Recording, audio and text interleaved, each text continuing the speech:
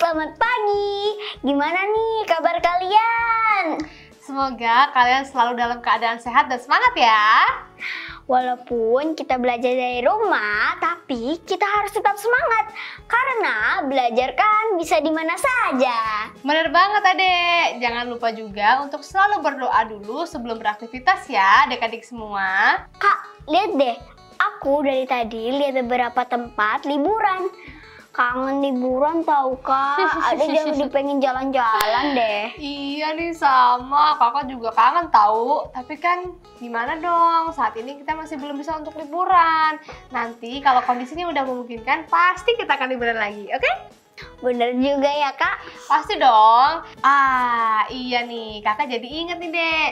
Kalau kita membahas tentang berwisata, apakah kalian pernah pergi ke daerah pegunungan?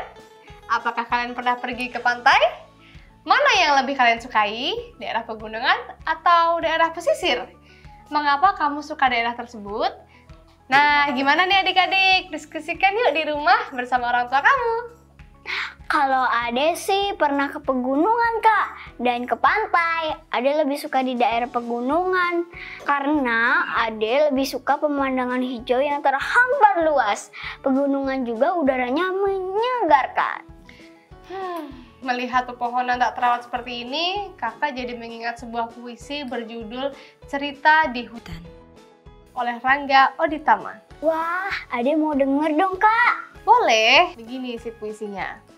Angin sudah selesai bertiup, pohon jati menangis terseduh. Rumput teki bertanya, adakah sedih iba menyiksamu kawan? Aku akan mati, ibu bapakku telah mati.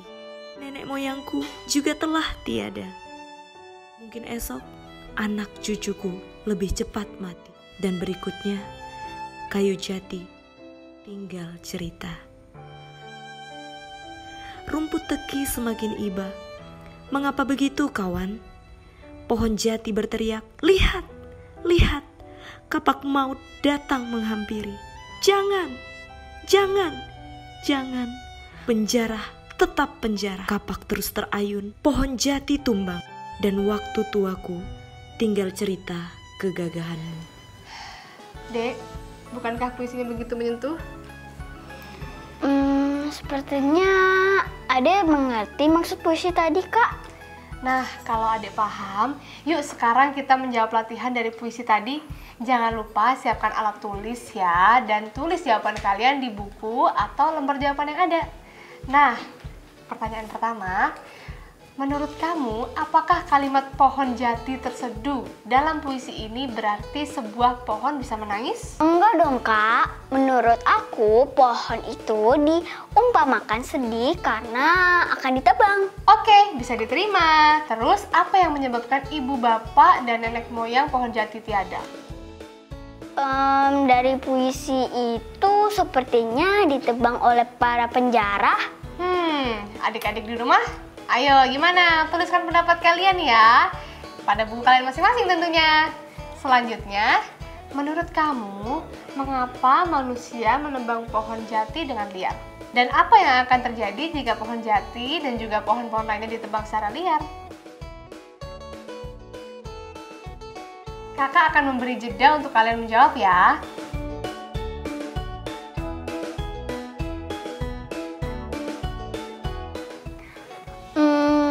Sudah selesai Kak. Oke, untuk soal pertama jawabannya adalah tidak. Pohon tidak menangis. Dan soal nomor 2 jawabannya adalah karena ditebang secara liar oleh penjara hutan. Untuk soal nomor 3 jawabannya adalah mereka ingin menjual dan mendapatkan uang dengan cepat. Kalimat tidak harus sama persis ya adik-adik. Untuk jawaban nomor 3 intinya adalah motif ekonomi. Kita akan lanjut soal nomor 4. Jawabannya adalah hutan gundul, tanah longsor, dan juga banjir. Gimana nih, Dek? Yeay, Ade bener semua nih, walaupun kalimatnya berbeda, namun artinya masih sama dong, Kak. Iya dong. Oh ya, adik-adik di rumah tuliskan jawabannya dengan bahasa kalian sendiri ya. Nah, karena kita barusan membahas tentang puisi, sekalian nih kakak akan menjelaskan tentang jenis puisi modern ya, Dek. Jadi, Dek, puisi modern disebut juga dengan puisi bebas. Puisi modern tidak memiliki aturan khusus yang mengikat dalam proses pembuatannya, termasuk jumlah bait, jumlah baris, atau sajak bebasnya. Nah, seperti yang terlihat di layar berikut adalah beberapa contoh puisi modern. 1. Balada, puisi yang berisi atau menggambarkan sebuah cerita. 2. Himne, puisi yang menceritakan atau menuliskan pujian-pujian kepada Tuhan maupun hal lainnya yang dianggap mulia dan berjasa seperti pahlawan, guru, dan lain-lain. Nomor 3, elegi, puisi yang berisi ungkapan duka maupun rasa sedih, rindu, atau kemurungan yang bisa disebabkan oleh kepergian maupun kematian seseorang. Wah, banyak ya Kak ternyata jenis puisi.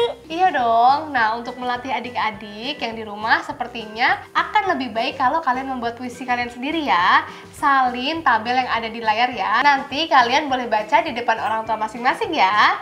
Dan jangan lupa mencatat adik-adik. Karena kita tadi membahas tentang puisi, tahu nggak Dek? Pada setiap puisi banyak sekali kata kiasan yang penuh akan makna yang tersirat. Nah, sekarang kita akan membahas tentang kata kiasan ya. Emangnya apa itu kata kiasan? Kata kiasan adalah kata yang tidak formal dan tidak memiliki arti kata yang sebenarnya. Kata kiasan dipakai untuk memberi rasa keindahan dan penekanan pada pentingnya hal yang disampaikan. Misalnya nih, cita-citanya setinggi langit. Maksudnya adalah dia bercita-cita sangat tinggi atau dia terkejut. Wajahnya jadi seputih kapas. Maksudnya adalah dia terkejut sehingga wajahnya menjadi sangat pucat. Nah, kata kiasan ini sering banget ditemukan pada nyanyian-nyanyian, puisi-puisi, dan karya-karya tulis lama. Sekarang kakak akan kasih contoh kata kiasan ya. Nah, contohnya adalah Rara selalu menjadi bintang kelas, yang artinya Rara selalu menjadi juara di kelasnya. Yang kedua, wajahnya berseri bagaikan bulan purnama, yang artinya adalah wajahnya cerah dan bersih. Itu dia contohnya. Paham gak nih adik-adik yang ada di rumah dengan kata kiasan sekarang? Paham dong Kak. Nah, sekarang untuk mengasah kemampuan adik-adik, kakak punya latihan soal nih untuk kalian kerjakan. Siap kan? Siap. Nah adik-adik, ini adalah latihan pertama. Perhatikan layar ya, soalnya bisa kalian salin di lembar kerja kalian. Kakak akan berikan waktu untuk kalian menjawab.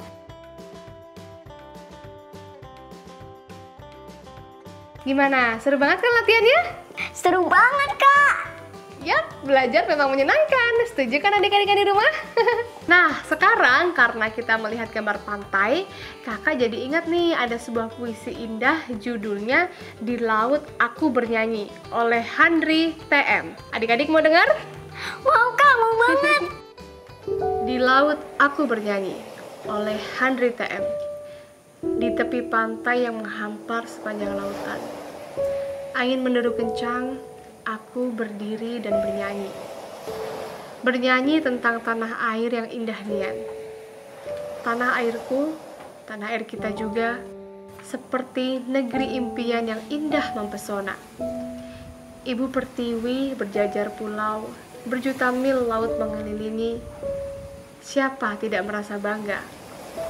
Di tepi laut aku bernyanyi, bersiul, bahkan bergumam, memanggil beribu ikan yang menari-nari di bawahnya. Para nelayan hilir mudik antara pulau yang satu ke pulau yang lainnya. Mereka ikut bernyanyi-nyanyi. Ketika jala mereka lempar ke tengah, ribuan ikan pun menghindar, sebagian lainnya terjala di dalam perangkap, pasrah terhadap sang pemburu ikan. Oh, indahnya lautku, serupa lukisan. Warnanya biru, putih keperakan. Suara ombak berkecipak seperti musik yang dibenturkan. Di kedalaman pasti terdapat kehidupan yang indah. Biota laut yang subur dan harmoni alam yang menyejukkan. Sungguh sayang jika kita abai dan membiarkan. Mari kita rawat bersama dan kita jaga agar laut tetap elok mempesona. Gimana? Bagus gak deh puisinya? Bagus banget, Kak. Keren. Nah, sekarang saatnya kuis ya, Dek. Masih semangatkah untuk kuis? Semangat dong, Kak. Teman-teman juga semangat dong.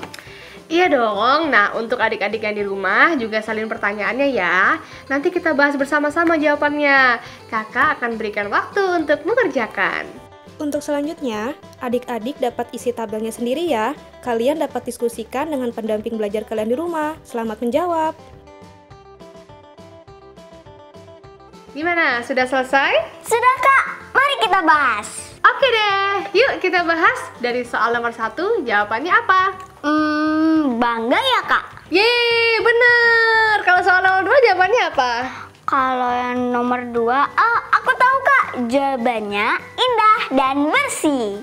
Wah, kamu memang hebat ya. Berarti kamu nyimak nih. Bener banget jawaban kamu. Kalau gitu, soal nomor 3 kira-kira jawabannya apa nih, Dek? Jawabannya kalau soal nomor 3 adalah penulis ingin agar kita menjaga laut agar tetap indah dan bersih. Wah, sempurna. Yeay. Jawaban kamu benar semuanya. Yeay, benar semua. Hebat ya adik kakak satu ini.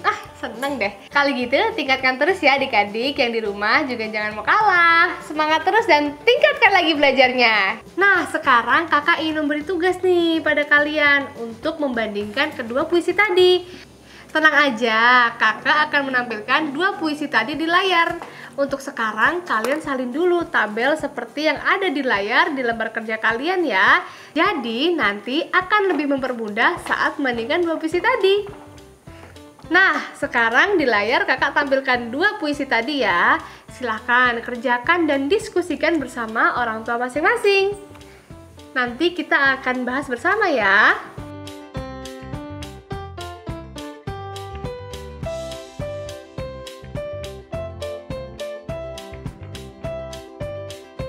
Gimana adik-adik, sudah selesai? Sudah, Kak. Kita bahas ya, Kak. Dari judul dulu ya. Judul puisi pertama adalah Cerita di Hutan.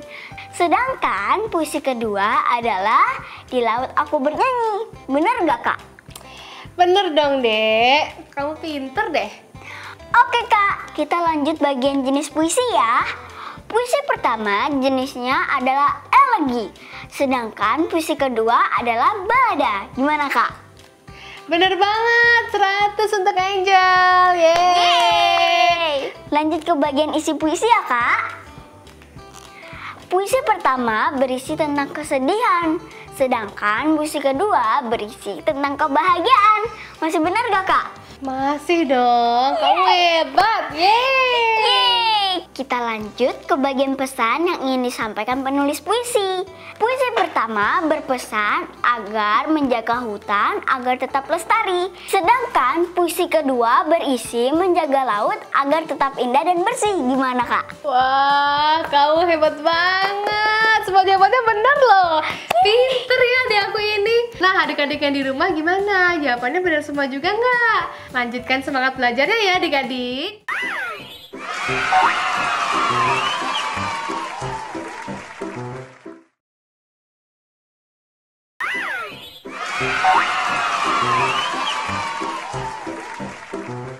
Oke deh, yuk kita lanjutin materi kita.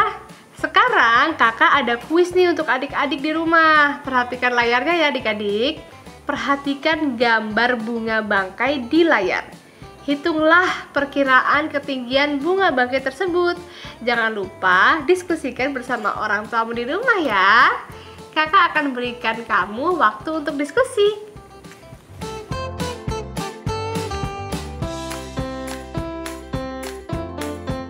Sudah selesai kah adik-adik? Sudah, Kak. Yuk kita bahas. Oke, jadi tinggi bunga bangkai adalah pada kisaran 100 sampai 120 cm. Mengapa? Karena perkiraan dari penggaris yang ada bisa berlipat hingga 4 kali. Perhatikan tayangan di layar ya. Gimana, Dek? Ada yang benar, Kak? Yeay, bagus banget. Nah, sekarang kita akan lanjutkan ya. Oke Kak, ayo. Nah, sekarang kita akan membahas sinar matahari yang jatuh ke permukaan membentuk sudut bergantung pada waktu. Pada pagi dan sore hari, sinar matahari dan permukaan bumi membentuk sudut yang lebih kecil dibandingkan saat siang hari. Kalian bisa melihat ilustrasi di layar. Sekarang kakak akan menjelaskan logika dari ilustrasi yang ada. Nah, sudut yang dibentuk oleh sinar matahari dan permukaan tanah juga berpengaruh terhadap panjang bayangan. Jika sudut yang dibentuk kecil, bayangan akan makin panjang. Sebaliknya, makin besar sudut yang dibentuk, maka makin pendek bayangannya. Paham nggak, Dek? Ada paham Kak. Jadi kalau sudut yang dibentuknya kecil, bayangannya akan panjang, berbanding terbalik dengan sebaliknya. Yap, bener banget Dek. Untuk lebih jelasnya, kita langsung aja praktikan. Yuk! Nah, Dek, sekarang kita sudah berada di hutan. Lihat deh. Bener Kak. Sekarang kita adalah seorang petualang yang akan melakukan percobaan. Yeay, bener banget Dek. Adik-adik di rumah, salah satu kekayaan alam Indonesia adalah luasnya hutan tropis yang ditumbuhi berbagai jenis macam pepohonan. Salah satu jenis pepohonan yang ada di Indonesia adalah pohon ulin yang dapat mencapai ketinggian hingga 30 meter. Wow, pernahkah kalian mengukur panjang bayangan dan sudut dan juga bentuk oleh bayangan dari pohon setinggi 30 meter? Wah, tinggi banget ya Kak. Ada belum pernah melakukan percobaan ini Kak. Nah, kita nih sekarang akan melakukan sebuah percobaan. Kalian akan membuat model pohon dan menghitung sudut yang dibentuk oleh cahaya matahari dengan menggunakan bayangan model pohon tersebut. Ayo Kak, kita lakukan. Untuk mengukur bayangan, kamu membutuhkan beberapa bahan sebagai berikut nih. Pertama, 2 buah ranting atau benda apapun dengan panjang berbeda untuk model pohon.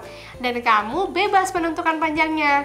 Kedua, tali. Dan ketiga adalah penggaris dan busur derajat. Nah, sekarang ikuti langkah-langkah kegiatan yang perlu kalian lakukan ya. Pertama, tancapkan model pohon ke tanah dan ukur ketinggiannya. Kedua, ikatlah ujung ranting dengan tali, lalu tarik tali hingga menyentuh ujung bayangan ranting. Kemudian, ketiga, ukurlah sudut yang dibentuk. Sudut itu adalah sudut dari cahaya matahari. Keempat, lakukan kegiatan di atas pada waktu yang berbeda.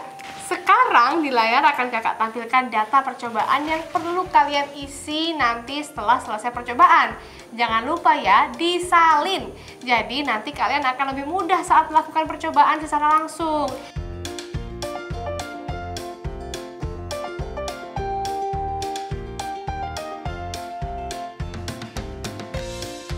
Yuk, sekarang kita mulai percobaannya. Kita sudah dapat datanya nih adik-adik. Nah, kita sudah mendapatkan data masing-masing kan? Berguna bukan? Jadi, sekarang kita punya data waktu cahaya matahari yang berbeda dengan tinggi ranting yang berbeda-beda, panjang bayangan yang berbeda, dan sudut yang dibentuk pun berbeda. Ditambah, kita jadi punya pengalaman mengukur sudut dengan menggunakan cahaya matahari. Iya Kak, percobaan langsung itu sangat menyenangkan. Adek jadi bisa lebih paham tentang pengukuran sudut ini. Nah, itulah kegunaan dari percobaan langsung, Dek. Asyik kan percobaan kita? Asik banget Kak. Kita juga jadi sekalian menjelajahi hutan deh. Iya, walaupun cuma sebentar, setidaknya kita bisa menjelajah. Nah, kita lanjut yuk. Ini ada soal latihan lagi nih, Dek. Masih semangat kan? Selalu dong Kak, semangat. Oke deh, sekarang kembali perhatikan layar ya. Akan ada ilustrasi dan nanti sekalian bisa menjawab pertanyaan dari ilustrasi tersebut. Nanti tulis jawaban kalian pada lembar kerja ya. Terlihat ada pohon setinggi 15 meter. Contoh di layar adalah saat sudut cahaya matahari 45 derajat yang didapat dari bayangan pohon. Dengan bayangan tinggi pohon saat menggambar menjadi 15 cm saja. Coba digambar ya adik-adik yang di rumah, nanti kita akan bahas bersama.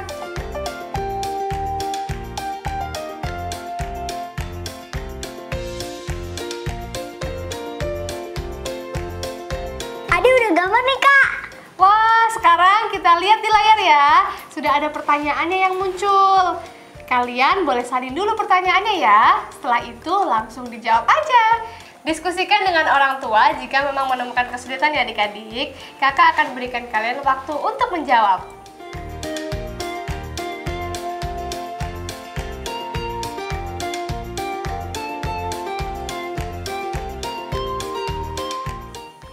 Kak, udah selesai. Yuk kita bahas bersama-sama.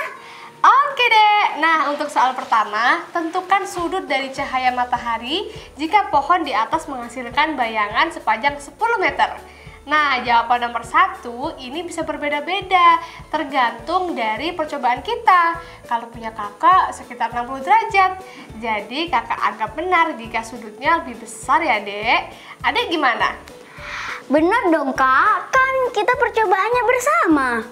Iya ya, lupa. Gimana sih kakak? Sudah. Nah, yuk kita lanjut ke soal kedua ya. Pohon dengan tinggi 8 meter menghasilkan bayangan sepanjang 16 meter saat sudut cahaya matahari membentuk sudut.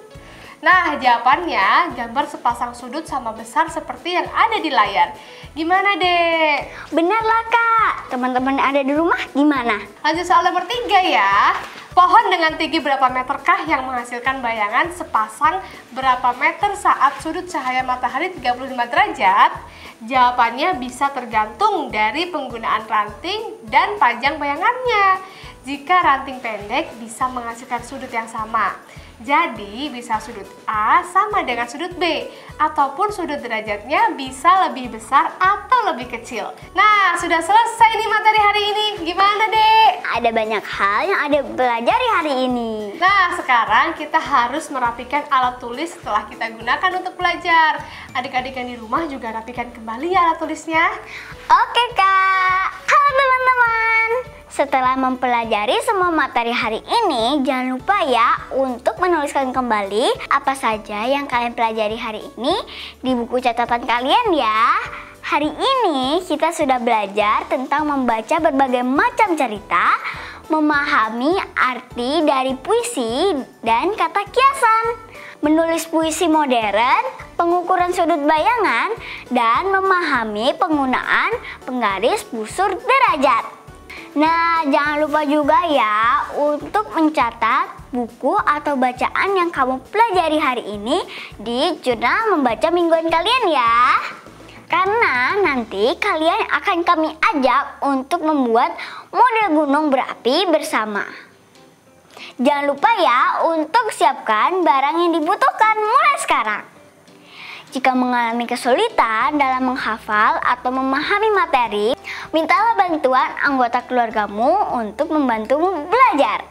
Tetap semangat belajar ya, dan tingkatkan ilmu. Terima kasih ya adik-adik yang sudah bergabung bersama kami. Tetap jaga kesehatan kalian ya, dan jangan lupa untuk membantu orang tua. Sampai jumpa besok. Dadah!